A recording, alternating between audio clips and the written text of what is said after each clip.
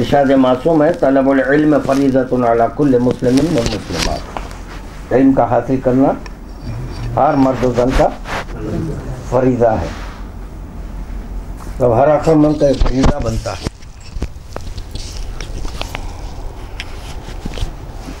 کہ پہلے یہ تلاش کریں کہ علم کہتے کس کو ہے، کیونکہ رسول خدا فرما رہے ہیں ستفترق امتی بعد 73 فرقہ کلہم فی النار الا واحدہ، میرے بعد میری امت 73 فرقوں میں بڑھ جائے گی الا واحدہ، سوائے ایک کے جو ناجی ہوگا۔ اب ہر ایک اپنے آپ کو ناجی کہہ رہا ہے، ہاں بالکل اختیار ہے، کہہ سکتے ہیں، چاہے وہ کسی مذہب سے تعلق رکھنا، کیونکہ ناجی کہہ لینا اور ہے، ناجی ہونا اور ہے۔ تو لہذا یہاں پر جو ہے نا پہلے یہ تلاش کریں کہ علم کہتے کس کو ہے، علم کا اطلاق کس پر ہے۔ تو اقسام علم میں یہ ملا کہ 2 قسم کے علم ہیں، ایک وحبی ہے، دوسرا اکتسابی علم ہے، یعنی انشاءاللہ اکتسابی پہ ہوں گی گفتگو۔ وحبی، پہلی چیز وحبی، یہ وہ علم ہوتا ہے جس میں انسان کا کوئی عمل دخل نہیں ہوتا۔ وحبی علم میں انسان کا عمل و دخل نہیں ہوتا، یہ من جانب خدا ہے، کہتی ہے ربانی ہے، اور اسی علم کو فطری بھی کہتے ہیں، وحبی علم کو فطری۔ جب یہ طے ہو گیا کہ اس میں کوئی انسان داخل نہیں ہو سکتا، تو ہر انسان یہ بولے کہ نہیں میری تقلید کرو، میری تقلید کرو، میری تقلید کرو، غور کرنا چاہیے کہ اس انسان کو تلاش کرو جس کی فطرت میں علم ہی علم ہے۔ ہاں تو بھئی قرآن سے دلیل ہے، رحمان علم القرآن خلق الانسان، رحمان وہ کہ جس نے علم قرآن دیا پھر انسان کو خلق کیا، بس وہ جو انسان کو پالے یہ سمجھنا کہ علم کو پایا۔ جب علم کو پایا تو اس کا یہ فریضہ بنتا ہے کہ وہ علم پر تفکر کرے، تفکر تدبر کرے۔ تو اس علم کو فطری علم بھی کہتے ہیں، کس کو؟ وحبی کو۔ اس کی مثال میں یہ دے چکا ہوں کہ قرآن میں ہے اقیم الصلاۃ، ہے نا، نماز قائم، تو پیغمبر اسلام کی فطرت میں ہے نماز، تو جو فطرت میں ہوتی طریقہ نہیں بتا رہا ہے کہ ایسے پڑھو ایسے پڑھو، نہیں۔ ابھی دوسری مثال جو ہے عام فہم ہے، اس کے لیے میں یہ دیا کہ نیند ہے، نیند فطرت میں ہے جی، جو چیز فطرت میں ہوتی ہے اس کو یہ نہیں کہتے کہ جو ہے سو، اس کی فطرت میں اسقط، وہ وقت آنے پر سوں گا، بے وقت نہیں، وقت کے آنے پر۔ اب اگر فرض کیجئے کہ جو ہے نا بچہ نہیں سو رہا ہے جی، تو ولی بولیں گا چلو سو جاؤ، ہرچند کہ اس کی فطرت میں ہے، مگر ولی کا حکم ماننا واجب ہے۔ پیغمبر اسلام کی فطرت میں ہے نماز، ان کا ولی ہے خدا۔ اب خدا بولا اقیم الصلاۃ تو فوراً طریقے صلاۃ بتا دیے۔ اب دوسرا ہے اکتسابی علم، اس کے حاصل کرنے کے لیے جد و جہد لازمی ہے۔ اکتسابی علم میں جہاں کوشش کرنا، جد و جہد کرنا لازمی ہے، اور جیسے جیسے اس میں کوشش کریں علم بڑھتا جاتا، یہ اکتساب ہے۔ اسی لیے معصوم کر رہے ہیں نحن العلماء وشیعتنا متعلمون، ہم علماء ہیں، شیعہ متعلم ہے، کیونکہ آپ کے لیے اکتساب ہے۔ تو آپ جیسے جیسے کوشش کریں علم بڑھتا جائیں گا، تو کوشش طالب علم ہی کرتا۔ تو جو طالب علم ہوتا ہے وہ کسی کے لیے حجت نہیں بنتا، نہیں بن سکتا جی۔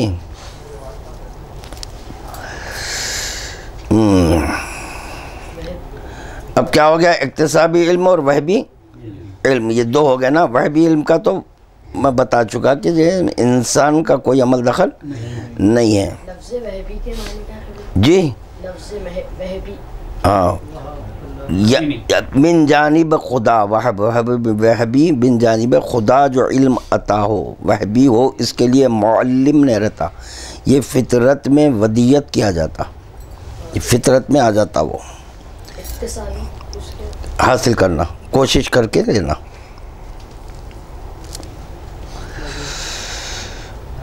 تو اب کیا ہو گیا؟ یہ اقتصابی علم کرنے والے کیا ہوئے؟ یہ کسی منزل میں جاہل ہے نا، جاہل ہے. اب جتنا حاصل کرے اتنے عالم ہوئے آپ، اتنے ہی ہیں. وہبی کے لیے ہی نہیں بول سکتے آپ. ہاں تو بنسبت مخلوق اول کے سب کیا ہوئے؟ جاہل. جو مخلوق اول ہے پیغمبر اسلام ہے، ان کی بنسبت سے ہم کیا ہیں؟ جاہل ہیں. اب یہ جاہل ہے تو کیا بولتے ہیں؟ اس کو بولتے جہل مرکب. جہل مرکب وہ کون ہے؟ جہل مرکب کون ہوتا؟ انسان جانتا کچھ نہیں مگر سمجھتا یہ ہے کہ میں جانتا ہوں، تو اس کے لیے بولا گیا جہل مرکب. صرف جاہل نہیں ہے، جہل مرکب ہے. یعنی جہل کا ایک کیا بولتے ہیں؟ مرکب کو مرکب ہاں مربع ہے، مربع ہے. سب جاہل ہیں بہ نسبت پیغمبر اسلام کے. جہلا اپنی تقلید نہیں کرانا.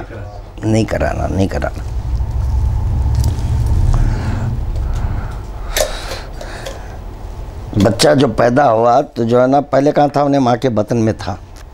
وہاں سے جب ظاہر ہوا تو لے کے آیا نا فطرت میں ہر چیز. جو چیز فطرت میں ہوتی وہ اس کا عین ہوتا، اس کا عین ہوتا. آپ تقلید کرا رہے نماز، روزے، حج، زکوٰۃ میں، تو پر یہ تو بولو یہ کس کی فطرت میں ہے؟ مسئلہ وہیں حل ہو جاتا. تو جس کی فطرت میں ہے اس کی تقلید ہوتی. اب دوسرا لفظ دیا ہے جہل بسیط. یعنی جہل بسیط کس کو بولتے ہیں؟ انسان نہیں جانتا اور اس کا احساس بھی ہے کہ میں نہیں جانتا. بھائی احساس ہے. تو ایسے جہل کی تعریف ہے. جو ایسا جہل ہے نا اس کی تعریف کی ہے. واقعتاً بھائی نہیں جانتا تو نہیں جانتا، یہ نہیں بول رہا ہے کہ میں جانتا ہوں. جو میں جانتا ہوں بولا وہ جہل مرکب ہوا. اگر نہیں جانتا وہ بول دینا بہتر ہے. اور یہ جو جہل ہے جہل بسیط، اس کی کیا تعریف کی گئی؟ کہ وہ یہ سمجھتا ہے کہ میں نہیں جانتا ہوں. اس کی تعریف ہے یہ جہل بسیط کی تعریف کی. تو پتہ چلا یہ جہل کی تعریف ہے. ایک جہل مرکب ہے، اس کی مذمت ہے، تعریف نہیں ہے. تو ایک منزل میں ایک جہل کی تعریف کی جا رہی ہے. تو تعریف کیوں کی جا رہی ہے؟ کیونکہ یہی جو جہل ہوتا نا وہ علم تک پہنچاتا. یہ جو جہل ہوتا یہ علم تک پہنچاتا. کیونکہ وہ کیا بول رہا ہے؟ احساس ہو رہا اس کو کہ میں نہیں جانتا. تو یہ احساس جب اس کا بیدار ہوگا تو سیدھا جو ہے نا علم کی طرف راغب ہوگا. جب علم کی طرف راغب ہوگا تب وہ علم حاصل کرتا. پہچان لیا، ہو گیا. ایک وہبی ہوا، ایک اقتصابی ہو گیا. یہ دو چیز ہو گئی. اب یہ تلاش کرنا ہے ہم کو کہ علم کہاں سے لینا، علم کہاں سے لینا ہے. ایک علم ہے جزوی، یعنی مختصر علم ہے، جزوی ہے. یہ جو جزوی علم ہوتا ہے اسی کے لیے ہے فَاسْأَلُوا اہل ذکر ان کنتم لا تعلمون، کہ تم سوال کرو اہل ذکر سے جب تم نہیں جانتے. تو پتہ چلا یہ یہ لفظ خود بتا رہا ہے کہ ایک منزل آپ پر ایسی گزری کہ جو آپ نہیں جانتے تھے، تو پتہ تھا جہل ہے، تو جب جہل ہے تو آپ کی فطرت میں نہیں ہے۔ جو چیز فطرت میں رہتی ہے وہ آپ کا عین بن کر رہتی، تو اول مخلوق کے لیے یہ عین ہے، ان کے لیے عین ہے۔ اور یہ جو علم جزوی ہے یہ مومن کے لیے ہے۔ کس کے لیے؟ مومن کے لیے۔ اب دوسرا علم ہے کلی، علم کلی ہے، یہ انبیاء و مرسلین کے لیے۔ آپ کو کس چیز کی احتیاج ہے؟ علم کی۔ تو اب یہ بتایا جا رہا ہے کہ علم حاصل کرنے کا ذریعہ کیا ہے، کس کے پاس جانا ہے۔ تو معلوم ہوا کہ علم کلی کے پاس جاؤ، کیونکہ جز جب کل میں ضم ہو جائیں گا تو جز پر اب اطلاق جز نہیں ہوگا، بلکہ وہ کل سے ایسا تمسک اختیار کیا کہ آپ پر بھی اطلاق کلی، کیونکہ آپ ادھر ہوئے، آپ ادھر ہوئے، مگر یہ کہ آپ وہاں پر گم ہو گئے تو آپ پر اطلاق نبی و مرسل نہیں ہوتا، کیونکہ جز ہوا کل میں، جز الگ ہے کل الگ ہے۔ تو علم کلی انبیاء و مرسلین کے پاس ہے۔ اسی لیے پیغمبر اسلام فرمائے انا مدینۃ العلم وعلی باپ، میں علم کا شہر ہوں۔ تو اب ہمارا فریضہ بنا شہر علم کے پاس جانا، کیونکہ وہ علم کلی کا مالک ہے۔ اب تیسرا ہے احاطی علم، یہ ہے ائمہ معصومین کے پاس، جس کی دلیل قرآن ہے، جو سورہ یاسین کل شیء امام احاطہ کیا ہوا ہے۔ کون احاطہ کیا؟ امام۔ کائے کا احاطہ کیا ہے؟ ہر شے کا۔ تو جب ہر شے، اسی لیے امام جانور کی بولی جانتے، کیونکہ وہ علم احاطی، ہاں مالک ہے، وہ احاطہ کیے ہوئے ہیں، ہاں علم احاطی، ہر شے پر احاطہ کیے ہوئے ہیں۔ تو یہ ہے معصومین علیہم الصلاۃ والسلام کے پاس۔ قرآن میں بھی ہے وَمَا يَعْلَمُ تَعْوِيلَهُ إِلَّا اللَّهُ وَالرَّاسِخُونَ فِي الْعِلْمِ، کہ اس کی تعویل کون جانتے ہیں؟ قرآن کی تعویل کون جانتے ہیں؟ اللہ جانتا۔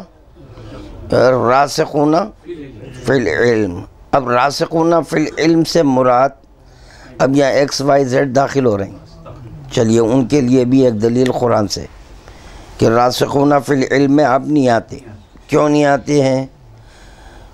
قُلْ كَفَىٰ بِاللَّهِ شَهِيدًا بَيْنِي وَبَيْنَكُمْ وَمَنْ عِنْدَهُ عِلْمُ، یہ بھی قرآن کی آیت ہے کہ جب رسول خدا کی رسالت کی گواہی دینا تھا تو اللہ بول رہا ہے کہہ دو ان سے کہ میں آ رہا ہوں، دوسرے وہ آ رہے ہیں جو علم کتاب میں ہیں۔ یہاں پر کیا ہے یہ آیت میں وَمَا يَعْلَمُ تَعْوِيلَهُ إِلَّا اللَّهُ وَالرَّاسِخُونَ فِي الْعِلْمِ، جو علم میں راسخ ہیں وہی جانتی ہے۔ اللہ جانتا یا علم میں جو راسخ ہے وہی جانتا۔ اگر علم میں جو راسخ ہیں اگر وہ نہیں جانتے ہوتے تو یہاں صرف الا اللہ ہوتا تھا۔ ہاں تو یا اللہ جانتا ہے یا یہ جانتے۔ اسی لیے مذہب حقہ میں یہ ہے کہ قرآن کی تفسیر سوائے معصوم کے، غیر از معصوم نہیں، کیونکہ اللہ کا کلام ہے۔ تو اللہ جانتا ہے یا یہ کہ راسخون فی العلم جانتے ہیں۔ جو یہاں پہ گزرا علم اکتسابی، اس کے علم اکتسابی کے جو ہے نا حاصل کرنے کے 3 طریقے ہیں۔ اکتسابی کیسا حاصل کرنا ہے علم؟ ایک ہے خبر، دوسرے ہے مشاہدہ، تیسرے ہے ہے تجربہ، تیسرے تجربہ یاد ہے الحمدللہ. ایک خبر، دوسرے ہے مشاہدہ. مشاہدے کا تعلق حواس خمسہ سے. کیسے؟ حواس سے. مشاہدت الغیوب بضیاء القلوب، غیب کا مشاہدہ کاہے سے کرنا؟ قلب کی روشنی سے. اسے ضیاء القلوب. تو پتہ چلا جس کا قلب بیدار رہتا ہے وہ غیب کا مشاہدہ کرتا ہے. آپ کے قلب کا مشاہدہ میں نہیں کر سکتا، میرے قلب کا مشاہدہ آپ نہیں کر سکتے. اسی لیے میرے لیے آپ کی عقل حجت نہیں ہے، کیونکہ غیب کا مشاہدہ قلب کے ذریعے ہوتا، کسی دوسرے کی عقل کے ذریعے نہیں ہوتا. تو یہ اپنے قلب. اب یہ قلب کیا ہے؟ مولا کائنات کا قول ہے. مولا کائنات فرما رہے ہیں کہ علم کا شجر کائے میں اگتا، قلب میں اگتا، زبان سے پھل دیتا. تو پتہ چلا علم یہاں پر ہے. جب علم ہے تو کیسا ہے؟ یہ غیب میں ہے. یہ غیب ہے تو اس کا مشاہدہ یہ آنکھوں سے نہیں ہوتا، اس کا مشاہدہ ان آنکھوں سے نہیں. اسی لیے بولا گیا حواس خمسہ. حواس خمسہ سے اس کا تعلق رکھتا ہے. جیسے کہ جو خواب دیکھتے، خواب میں جو ہے نا آپ جو بھی چیزیں دیکھ رہے ہیں اس میں غیب کو بھی دیکھ رہے ہیں آپ. جب آپ بیدار رہے تو دیکھ رہے تھے، کیوں؟ یہ آنکھوں سے دیکھ رہے تھے آپ. تو یہ آنکھوں سے جو چیز دیکھتے نا تو وہ محدود رہتی، اس کا مشاہدہ محدود رہتا. حواس خمسہ سے جو چیز دیکھتے وہ غیب کا مشاہدہ. وہ غیب کا مشاہدہ اسی وقت ہوتا ہے جب قلب میں ضیاء ہو، روشنائی ہو. اسی لیے حق اور باطل کے درمیان فرق بھی قلب ہی میں سے، کیونکہ اسی میں اللہ ایک عقل کو دیا جس کو نور بولا گیا. علم کو نور بولا گیا. العلم نور، علم خود ایک نور ہے. العقل نور، عقل بھی ایک نور ہے. یفرق بین الحق والباطل، کہ عقل نور ہے جو فرق کرتی ہے حق اور باطل کے درمیان. یہ عقل کے ذریعے آپ حق اور باطل اس وقت تک نہیں سمجھ سکتے جب تک کہ یہ عقل رہنمائی نہ کرے. تو یہ عقل رہنمائی کریں گی تو یہ عقل اظہار کریں گے، یہ رہنما بن کر یہ ہے. تو پتہ چلا ہمارے ہی قلب میں خداوند عالم عقل دیا. ہمارے جب قلب میں عقل ہے، اس کا کام ہے حق اور باطل کو دیکھنا، تو میں دوسرے کی عقل کیوں استعمال کروں؟ تو اس رخ سے بھی ان کی عقل ہمارے پاس حجت نہیں ہے. جی اچھا، اب دیکھیے اب آپ یہاں پر یہ جو خبر ہے نا، اسی ہو گیا دے دو.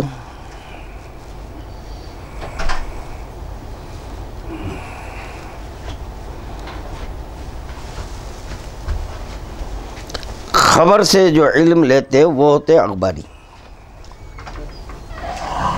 خبر سے جو علم لے وہ ہے اخباری. تو خبر کیسا ہے؟ ایک خبریہ ہے، میں نے سننے سے ہے تعلق.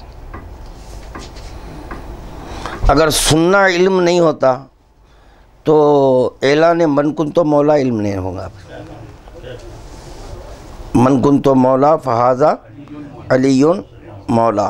تو پتہ چلا پیغمبر اسلام جو سنا رہے ہیں علم ہے. اور جو ہے نا اخباری علم کیا ہوتا ہے؟ سننے سے یا کتاب میں پڑھنے سے.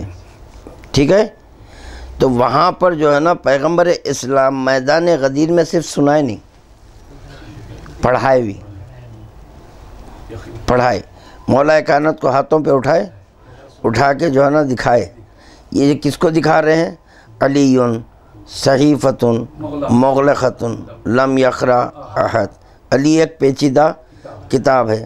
تو پتہ چلا اخباری علم وہ ہوتا ہے جو سننے سے اور پڑھنے سے ہے. ہاں تو اب وہ جہاں میدان غدیر میں جتنا بھی مجمع تھا اس میں سے 18 سنے دیکھے. اب پوچھ رہے ہیں آپ اخباری کب سے؟ ارے بیٹے خبر اس کو بولتے ہیں کہ ایک ہے خبر یا سننا ہے، ایک ہے پڑھنا. جیسے کہ کتاب پڑھے اب آپ تو کیا ہے وہ علم ہے نا، تو وہ اخباری علم ہے. تو یہاں پر میں بتایا کہ وہبی علم کیا ہے، اکتسابی علم کیا ہے، جزوی کیا ہے، کلی کیا ہے، احاطی کیا ہے، یہ سب علم علم علم علم. تو آپ جو ہے نا خبر علم لو، وہ خبر جو شہر علم سے نکلی ہے تو اس پر اطلاق علمی ہوگا.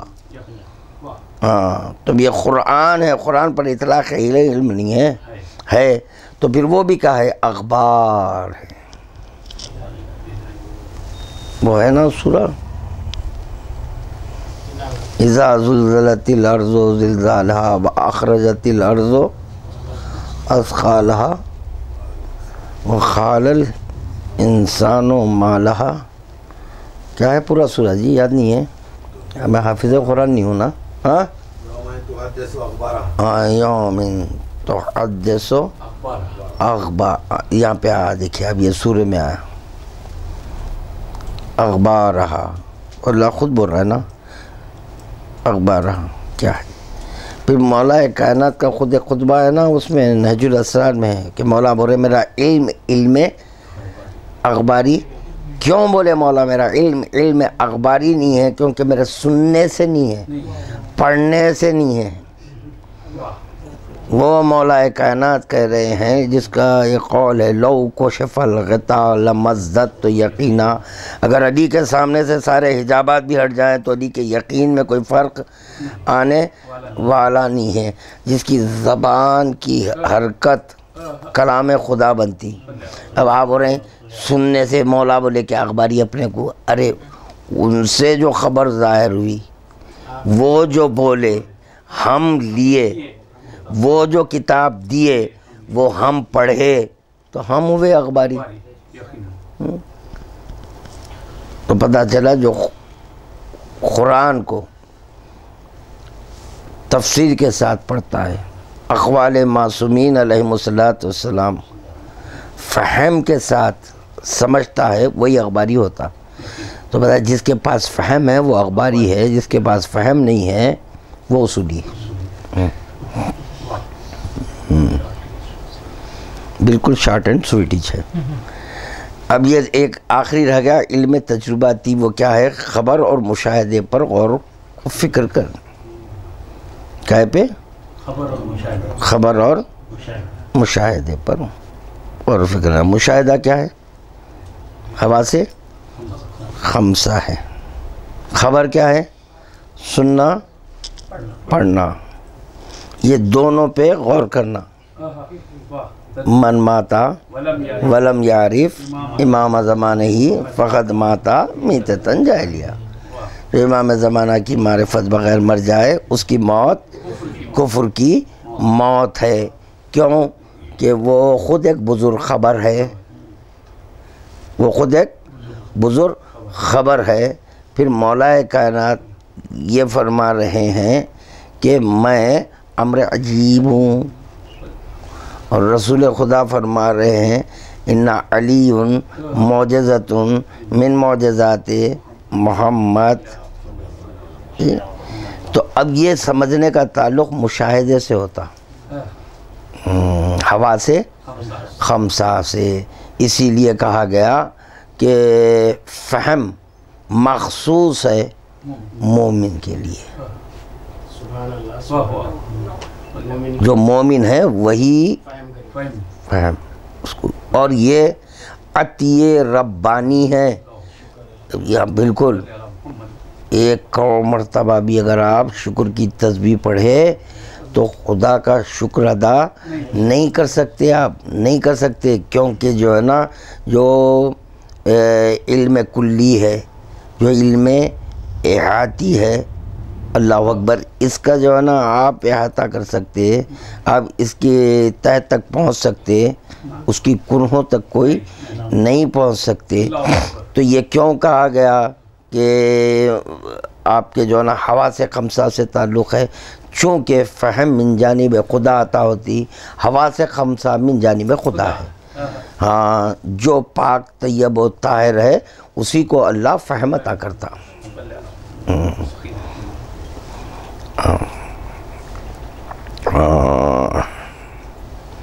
اور یہ کیا ہے معلوم ہے؟ علم تجرباتی، خبر اور مشاہدے پر غور و فکر۔ جب غور و فکر کریں گے تو اس سے جو علم حاصل ہوگا نا اسے انسان فائدہ اٹھاتا۔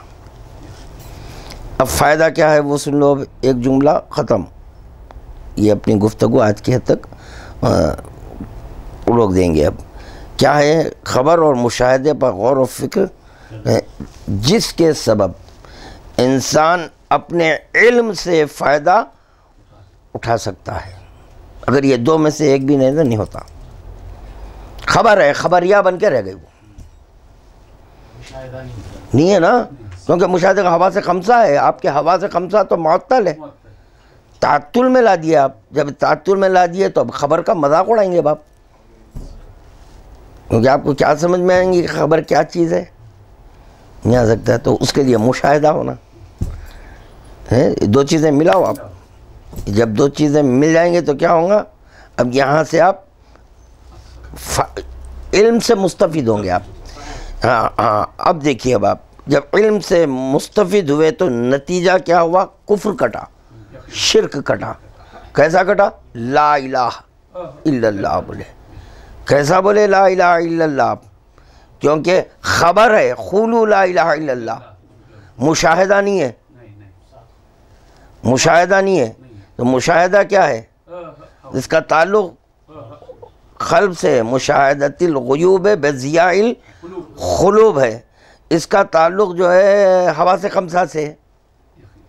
تو آپ خبریہ لے لیے قولوا لا الہ الا اللہ، مگر آپ کے پاس مشاہدہ نہیں ہے، یعنی حواس خمسہ جس کا تعلق غور و فکر کرنا ہے۔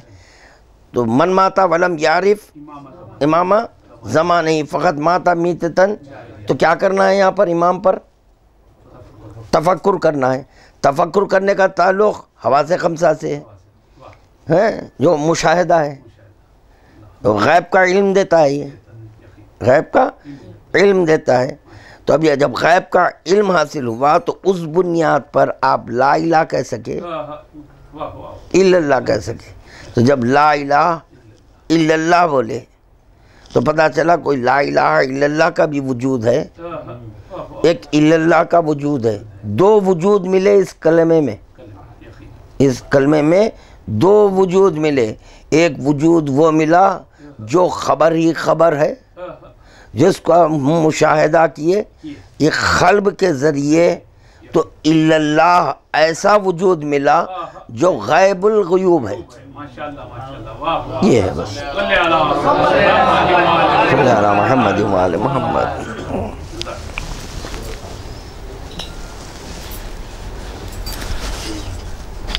ایک سورہ فاتحہ سرکار نیاز ملت کو شہید